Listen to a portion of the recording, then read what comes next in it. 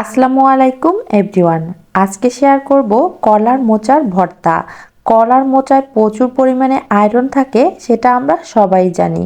তো কলার মোচার ভর্তার জন্য আমি এখানে একটা কলার মোচা নিয়েছি, আর ফুলগুলো থেকে ভিতরের যে শক্ত কাঠিটা থাকে সেটা এখন এক এক করে বের করে নিব। শুধু ভিতরের শক্ত কাঠিটা ফেললেই হবে, আর কোনো কিছু ফেলতে হবে না। যারা কিনা রক্ত স্বল্পতায় ভুগছেন তারা এই কলার মোচাটা খেতে পারেন। তো আমার কলার মোচাগুলো বাছা হয়ে গিয়েছে, তারপর পানি দিয়ে ভালো করে ধুয়ে নিতে হবে। এরপর চুলায় একটা পাত্রে পানি বসিয়ে দিয়েছি, আর এতে কিছুটা হলুদ আর লবণ দিলাম। এখন এই কলার ফুলগুলোকে সিদ্ধ করে নিব হলুদ আর লবণ দিয়ে।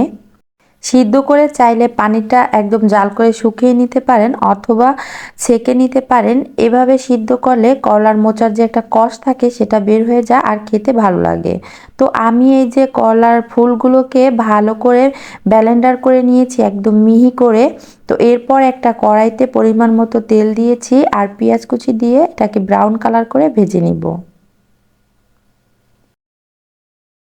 এরপর সামান্য পানি দিয়ে দিব, মশলা অ্যাড করবে এর জন্য আর কি। আদা রসুন বাটা দিয়েছি 1 চামচ, এলাচ দিয়েছি 2টা, তেজপাতা 1টা, আর হাফ চামচ মরিচের গুঁড়া, আর কিছুটা হলুদ গুঁড়া। এবার মশলাটাকে ভালো করে কষিয়ে নিব। এরপর অ্যাড করব বেটে রাখা এই যে মোচা।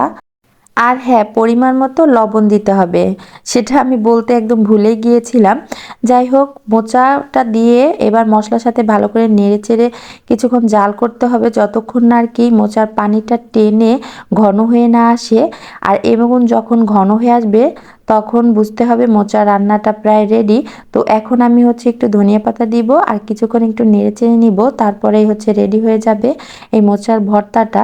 আর এই মোচার ভর্তা বা মোচা রান্নাটা কিন্তু একদম পুরোনো দিনের একটা রান্না। এটা সবাই যারা খেয়েছেন তারা জানেন যে কতটা টেস্টি। তো আপনারা যদি চান তাহলে বাসায় ট্রাই করে দেখতে পারেন, আসলে অনেক মজার। তো আল্লাহ হাফেজ।